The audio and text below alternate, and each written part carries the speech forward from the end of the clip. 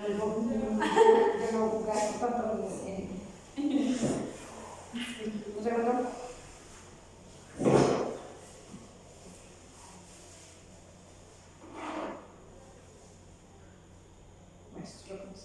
¿Listo? ¿Ya? Sí. Hola, profe, buenos días.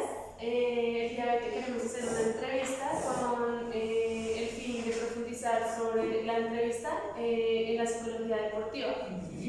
Bueno, en primer lugar, pues queremos pedirte el consentimiento de grabarte, que salga tanto tu voz como tu rostro. Es únicamente con fines académicos. Ok, de acuerdo. ¿Listo? Listo, entonces la primera pregunta es ¿por qué decidiste encaminarte por la psicología deportiva? Bueno, toda mi vida hice deporte y hacia finales de mi vida deportiva tuve baja tolerancia a la frustración y eso hizo que empezara a buscar como técnicas que me ayudaran porque realmente yo echaba toda la borda y encontré técnicas en psicología. En esa época estaba entre psicología y sociología y pues me di cuenta que podía emplear las dos cosas que podrían funcionar, entonces me metí a psicología pensando en ser psicóloga del deporte y en poder ayudar a deportistas que sufrieron exactamente lo mismo que yo.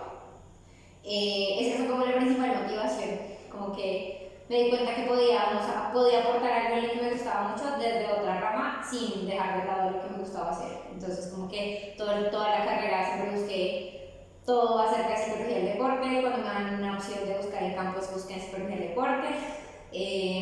La profe Laura Elena Laurel se en psicología del deporte de la Javeriana y ahí fue como donde me enganché muchísimo más. Ella se graduó, yo seguí con el semillero y ya ahí encaminé toda mi vida profesional hacia la psicología del deporte. Bueno, ¿cómo se compone y cuáles son las características que posee una entrevista dentro del campo en la psicología deportiva? Bueno, creo que depende mucho del momento en el que se realice la entrevista. No es lo mismo hacer una entrevista de evaluación que una entrevista de autoinforme en relación a una habilidad psicológica o una entrevista de seguimiento. Digamos que dependiendo del momento en el que se realice la entrevista tiene un objetivo diferente y al tener un objetivo diferente tiene una estructura diferente.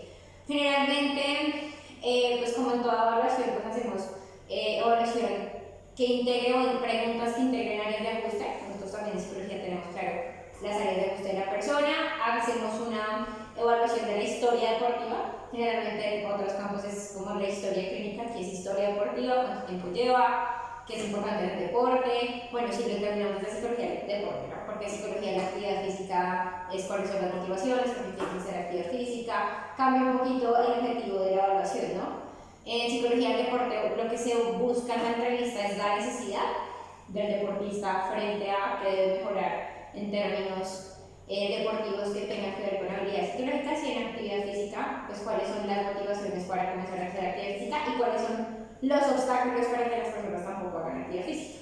En ese sentido son dos preguntas diferentes. Pero digamos que buscamos también datos muy parecidos en términos de datos personales y todo lo que recogemos generalmente en una historia clínica. En términos posiblemente de intervención, utilizamos mucho la entrevista como una estrategia de autoinforme. Entonces a los deportistas se les pregunta cómo les fue en la competencia, qué sensaciones tuvieron, qué pensamientos tuvieron, qué satisfechos están con el nivel de rendimiento.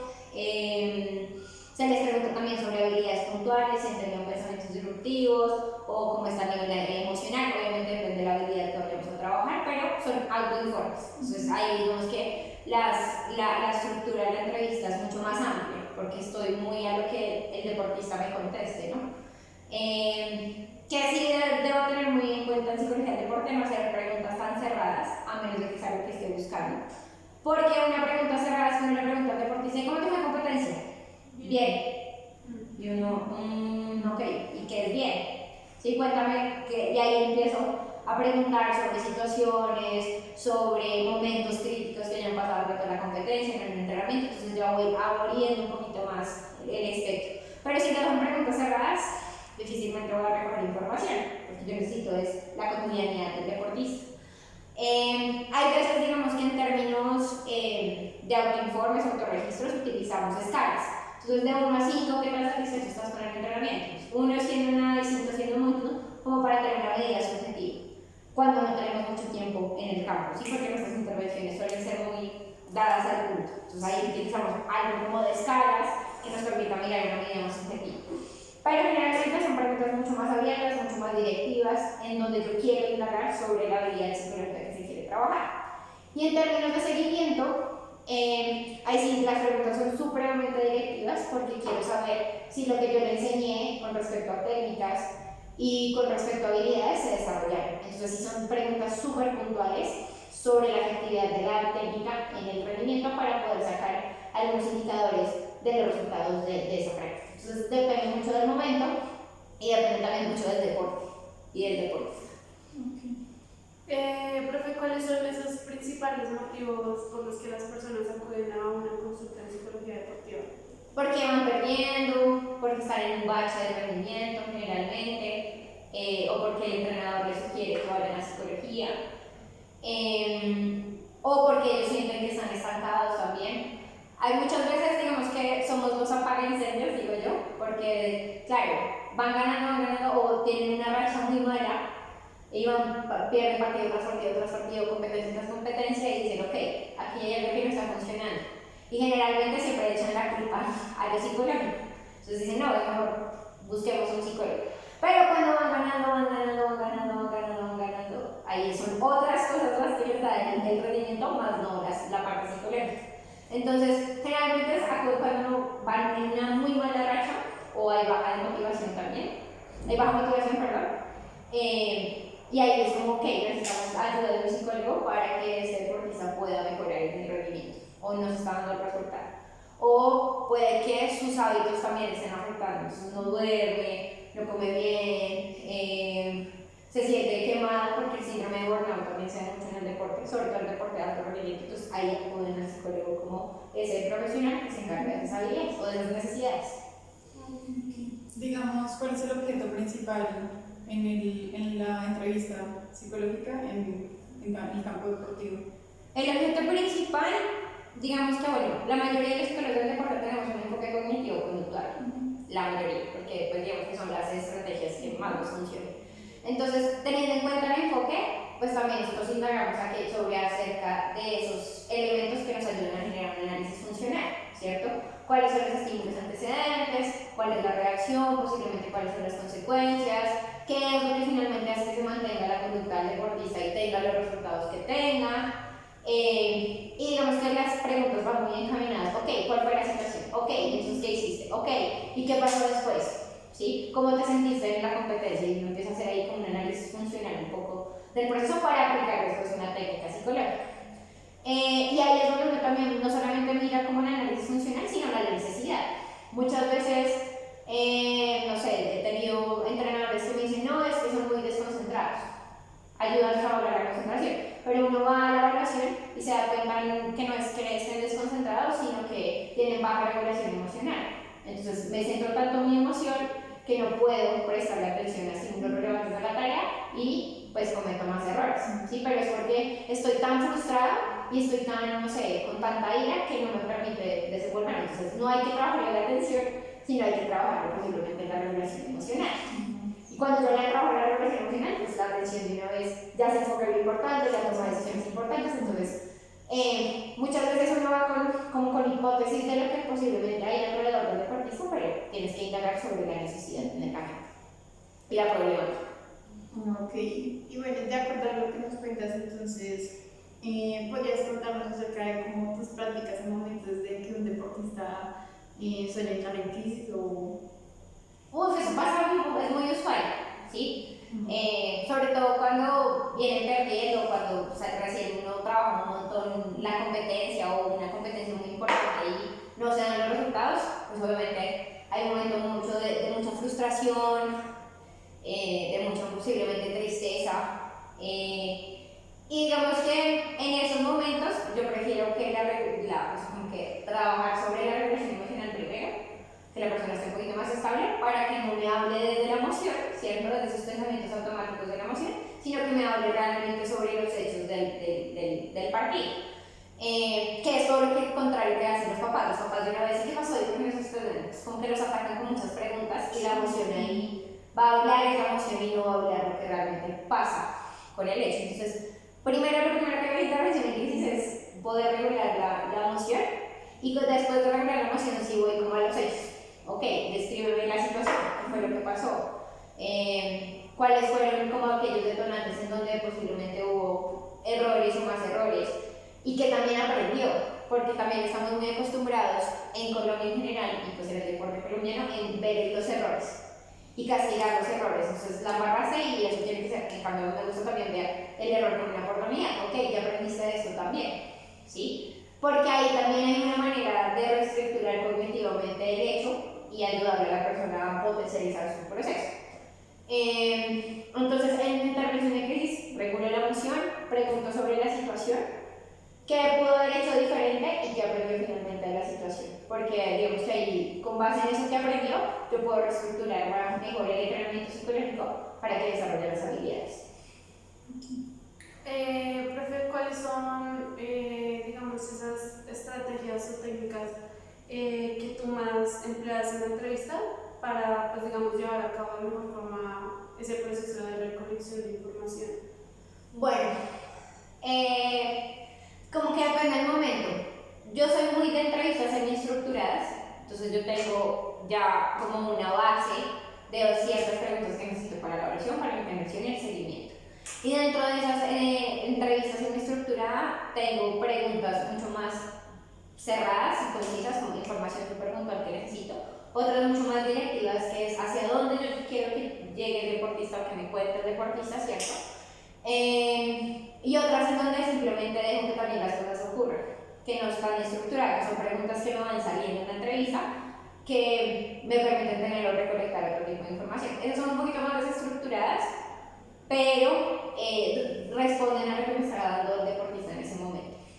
Generalmente, cuando no es algo que esté así súper estructurado, generalmente hago preguntas mucho más abiertas, hago preguntas mucho más ligadas con situaciones en particular. Cuéntame la situación, ¿sí? Para que efectivamente a través de que me cuente la situación yo recoja otro tipo de datos que me permitan trabajar con el deportista, pero generalmente casi todo lo tengo planificado en al menos alguna estructura. Puede que los deportes cambien, pero en alguna estructura siempre tengo preguntas que yo creo que considero que son claves para poder tener la información que necesito.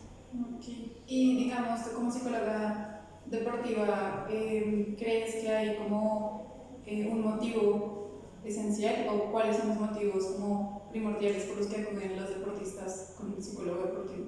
Principalmente frustración, ¿sí? Deportista frustrado, deportista que busca un psicólogo de deportes. Por el otro lado, también psicología de la actividad física es motivos de salud principalmente, como quiero empezar a hacer actividad física, pero me cuesta, o me pongo el propósito de año y a los 2 meses ya termino de no adquirir el hábito, ¿cierto?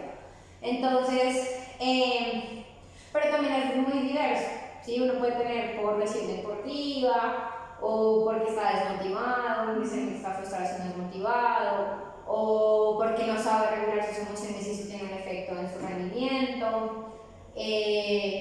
O muchas veces ni siquiera es el motivo del consultante o del deportista, sino del papá. Es que yo necesito que él haga esto y esto y esto, y lo requiere ese papá para no realmente el deportista, que nos pasa muy seguido.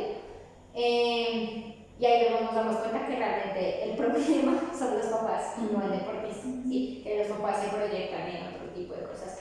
Y uno se da cuenta cuando habla con el deportista, no, es que mi papá es muy intenso, Esos generalmente suelen ser también una de las principales personas que buscan nuestra ayuda, los papás, para que sus hijos a través del deporte tengan mejores oportunidades. Entonces los papás como que piden un montón de cosas, pero realmente el deportista solamente quiere divertirse en el deporte. Entonces ahí uno entra como en, ok, le hago caso al papá, no me guío bajo lo que quiere decirme el deportista, pero pues realmente es muy diverso. Pero yo creo que de las que principalmente me tocan a mí, frustración, tema de lesiones y ahorita que estoy metiendo con actividad física. Ok. ¿Y cuál consideras que es como la opinión que tienen otros profesionales del área de la psicología frente a toda la ciencia de la psicología deportiva y pues todo en general? Uf, aquí yo creo que sí trabajamos muy transdisciplinarmente o interdisciplinarmente, porque muchas veces, por ejemplo, el entrenador piensa que es una cosa y lo adjudica a lo psicológico. O hay entrenadores que no creen en nada de esto de la psicología y piensan que ellos pueden con todo, entonces eso también es como un obstáculo para que nosotros podamos trabajar. O también tenemos los fisioterapeutas que dicen que el dolor que tiene es psicológico y van a ver y de pronto si es un dolor que sí está afectando al deportista y no lo deja trabajar, o realmente si es un tema psicológico y el deportista a través de la lesión o el dolor está evitando otros problemas. Un término posiblemente también con las nutricionistas, también les trabajamos en comportamientos alimenticios. Es súper importante que un deportista se alimente de manera adecuada y tome agua en la cantidad que es, porque fíjense que si la nutrición pues el cerebro no funcionaría y nosotros no trabajaríamos. Entonces ahí trabajamos multidisciplinarmente. Personas que estén dentro del deporte que conozcan ese tema de las ciencias del deporte y la psicología como una ciencia del deporte, nos conocen perfecto y saben que no somos para locos, sino que estamos para una mirada muy diferente de la psicología, que es potencializar, ¿sí? Y algo que es súper chévere en ese sentido, y es que muchos entrenadores ahora, y nos pasamos en las prácticas, es que ven la psicología como un elemento integral. Nosotros les enseñamos a los niños a regularse emocionalmente, a regular su atención, a configurar sus creencias sobre sí mismos en el deporte, pero eso se transpola a cualquier área de su vida. Entonces en el colegio les va mejor, en la casa les va mejor, se regulan mejor frente a otras habilidades sociales, entonces como que ven la importancia de la psicología no solamente en el deporte, sino en otras áreas de vida de la persona. Pero eso solamente ocurre cuando estás dentro del deporte. Cuando no estás dentro del deporte y cuando ves la psicología como cotidianamente lo vemos, pues generalmente, psicólogo, vino aquí porque tenemos problemas, o porque está loco, porque todo eso sigue rondando lastimosamente. Pero dentro del mismo deporte ha mejorado muchísimo la manera como ven la psicología del deporte. Y si tuvieras que ejercer tu profesión en otro campo de la psicología, ¿en cuál consideras que te desempeñarías mejor y por qué? Con mi nueva perspectiva de psicología de la actividad física y el deporte, en psicología de la salud, desde todo el tema de promoción y prevención a través de la actividad física. La actividad física se ha vuelto un hábito pilar en términos de promoción y prevención de salud, ¿sí? Persona que hace actividad física es una persona que tiene menos estrés, es una persona que tiene menos probabilidad de tener una enfermedad física transmisible, ¿cierto? Colesterol, diabetes, bueno, todo el proceso. A nivel químico presenta mejores estados de ánimo. A nivel, también puede ser un coayudante para temas de depresión o ansiedad, por efectivamente el tema químico que tiene la actividad física en el proceso. Entonces, creo que me iría por psicología de la salud en términos de promoción y prevención, pero desde la actividad física, o sea, sin desligarme de lo que realmente me gusta. Ok. ¿Cuáles crees que son las habilidades pues necesarias para ejecutar una entrevista en el ámbito de psicología deportiva? Bueno, yo creo que nosotros siempre les decimos un poco que el lenguaje técnico es súper importante, ¿no? Pero entre colegas, claro, uno tiene que hablar en lenguaje técnico. Pero cuando vas al deporte y vas y trabajas con niños entre los 6 hasta los 30 años, o que trabajas en actividad física con adultos, con un montón de poblaciones de diferentes edades, de diferentes estilos vitales, pues necesitas adaptarte a eso. Y una habilidad del psicólogo del deporte es poder entrar en el mundo del deportista, ¿sí? Si yo me quedo muy en mi rol de psicólogo así súper esquemático y me quedo hablando en términos de psicología, y es que la motivación es la dirección con la que no van a empatizar conmigo. Entonces lo que yo trato es meterme en el diálogo y en los modismos y en lo que se dice dentro del deporte. Entonces, por ejemplo, hay muchos chicos que dicen, uy no, psico, hoy estoy quemado. Ok, que es quemado para ti, no, que estás exhausto, que estás irritable. Lo llevo a la psicología, ¿sí? Como que llevo esos como conceptos que ellos tienen de que es estar quemado a lo que para mí dentro de la psicología sería considerado. O por ejemplo me dicen, no, es que yo quiero ser un deportista que tiene mucha garra. Yo le diría, ok, ¿qué es garra? Que es motivado, que es persistente, que es resiliente. Pum, vuelvo y lo llevo a la psicología. Pero no le digo, si tú tienes una personalidad resiliente. Eso es que va a ser el deportista, ¿no?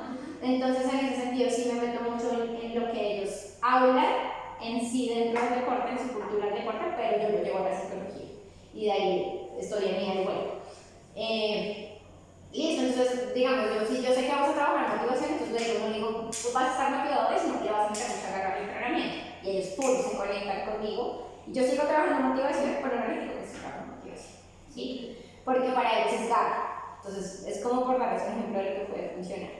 Y de eso hay una cantidad de conceptos, tanto técnicos como de la cotidianidad, de la cultura del deporte, que uno se tiene que ajustar. Entonces, cada deporte es un mundo diferentísimo. No es lo mismo hablar con un futbolista que con un tenista, que con un golfista, y tienen todas diferentes cosas. Entonces, yo también me tengo que acomodar a eso que está pasando ahí, porque si me quedo mucho en el rol tan esquemático del psicólogo, no voy a poder entrar a tener la empatía ni la confianza con lo que me ven. Entonces, sí es súper importante como también hablarlo en términos muy cotidianos, ¿sí? Sobre todo cuando estoy trabajando con niños. ¿Ok? ¿Qué es la motivación? Entonces, mira, y te doy ejemplos y trato de buscar otras cosas no tan esquemáticas, porque si no, nunca me van a entender y no voy a desarrollar los objetivos ni de intervención ni de evaluación que quiero. Bueno, otra cosa es que nosotros, o sea, tenemos una opinión en el que los psicólogos deportivos como que deberían ser un ejemplo de salud mental, de salud física, o sea, todos los deportistas. O sea, ¿tú qué piensas de esta afirmación y pues, tú cumples este criterio? Pues yo lo que les digo siempre a mis practicantes sobre todo y en general es que uno tiene que ser coherente, ¿sí? Entonces digamos que en medio de todo nosotros somos un rol que promociona temas de salud física y salud mental. Sin embargo, sobre todo en el alto rendimiento, o sea, esos deportistas que están, pongan ustedes top selección Colombia, que viven del deporte y que les pagan por ser deportistas, pues como que se deshumaniza un poco el trato y se les ve como agentes de resultados. Y si yo como psicólogo tampoco le ayudo a esos resultados, pues es complejo. Y entonces ahí es donde es complejo. Ok, la estás pasando terrible porque tienes una cantidad de demandas de estrés altísimas, ¿cierto? Para poder rendir. Y yo te vengo aquí a hablar y decir no te estreses, pues no, porque realmente necesitas tener resultados, necesitas rendir. Y ahí es donde uno dice, ok, entonces veo al deportista como humano o veo al deportista como un deportista que tiene que presentar resultados. Ahí es donde realmente se vuelve un poco complejo en eso, porque realmente muchas veces nosotros también llevamos al límite a los deportistas en búsqueda de esos resultados. Y eso es lo que los motiva también, pero entonces donde también dejamos al humano que siente, al humano que necesita descanso, al humano que no puede dar el 100 todo el tiempo, sí que tiene que ser compasivo consigo mismo, y es donde, pues pucha, se pone el término ahí muy complicado en términos de la intervención. Por eso a mí me gusta trabajar en nuestro rendimiento, por ejemplo. Por eso me doy más a un tema de formación donde yo le puedo dar otras estrategias sin que sea tan importante el resultado, sino que sea más importante el proceso de formación. O en la actividad física donde es mucho más importante el bienestar de la persona que otro tipo de resultados. El alto rendimiento es donde nos pone en esa tela de juicio, donde o le ayuda al deportista a tener resultados y lo deshumanizo, o lo humanizo tanto que no da resultados. Y es algo en lo que tenemos que estar ahí todo el tiempo. Por eso los deportistas de alto rendimiento necesitan un psicólogo y ahorita el Comité Olímpico Internacional prioriza la salud mental, porque la gente cree que los deportistas, por ser deportistas, tienen salud mental y al contrario, son los que más detrimento tienen de la salud mental por las exigencias mismas del deporte. Entonces, volvió de esa manera humanizada de ver al deportista desde el humano y no desde el resultado que era lo que pasaba antes.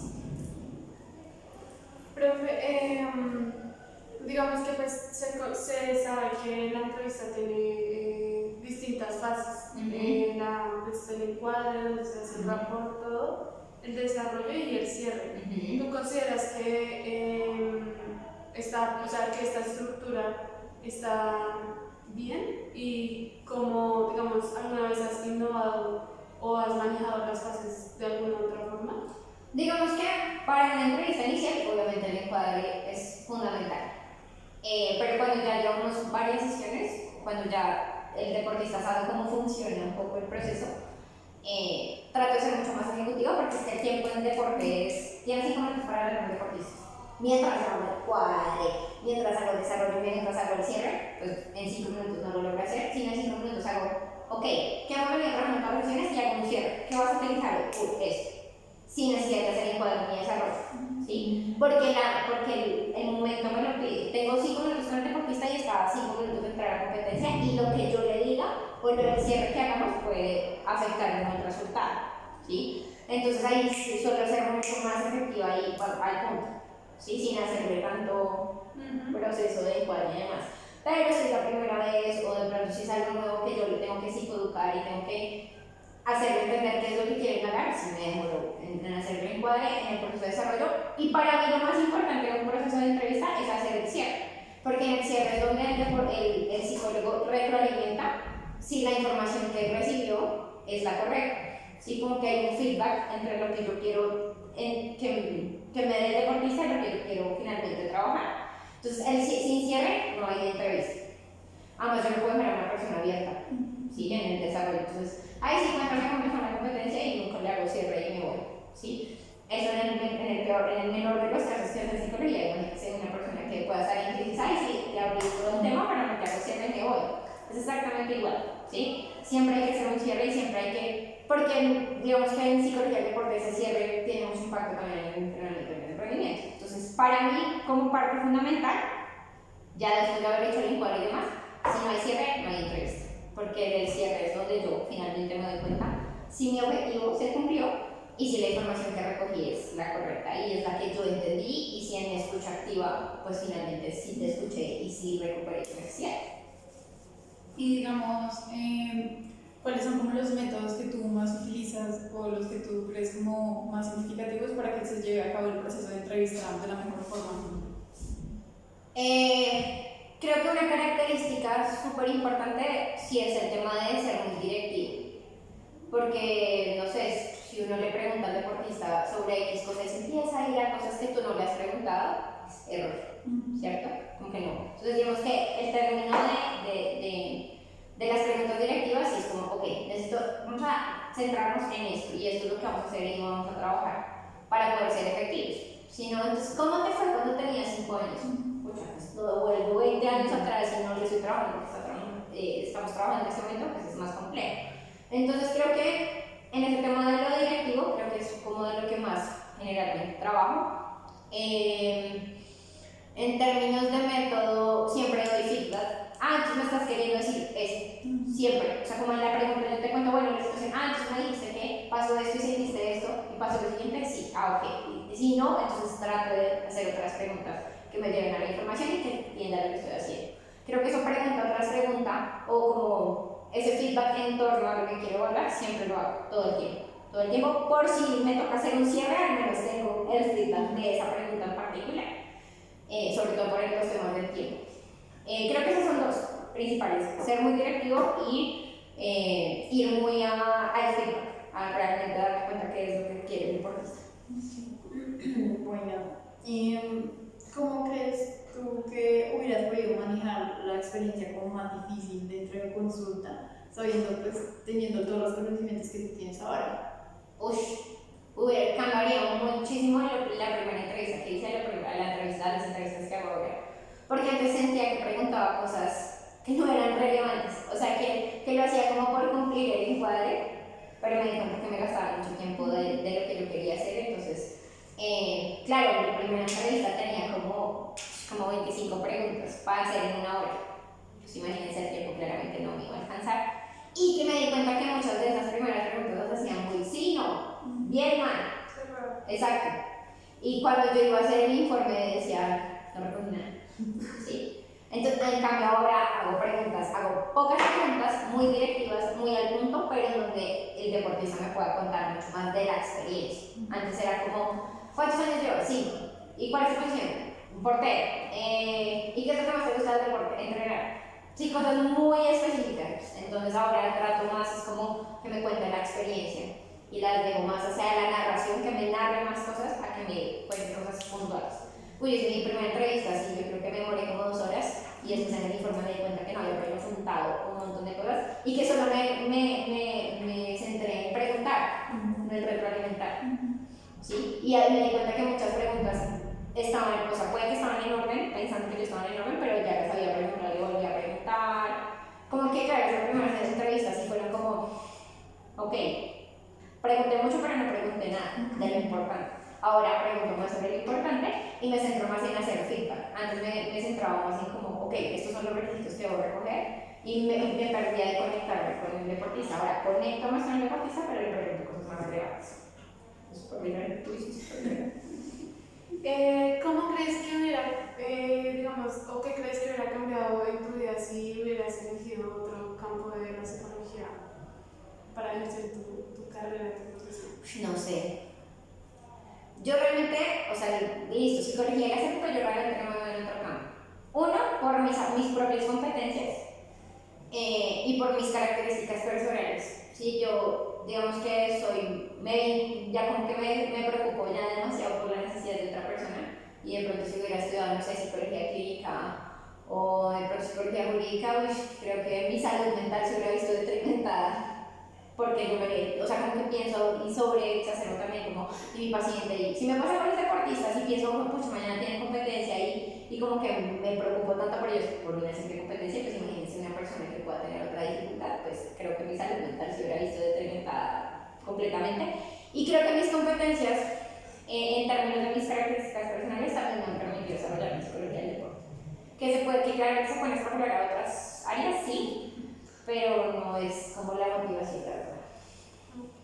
Digamos, devolviéndonos a métodos y estrategias, al momento de realizar pues, una entrevista en psicología deportiva, ¿has utilizado métodos que no son propios de la psicología deportiva, de digamos otra área de la psicología? Pues digamos que yo siento que los métodos igual, pues son amplios en la psicología y siguen siendo la psicología, pero no es tan fácil de traerlos a la psicología del deporte.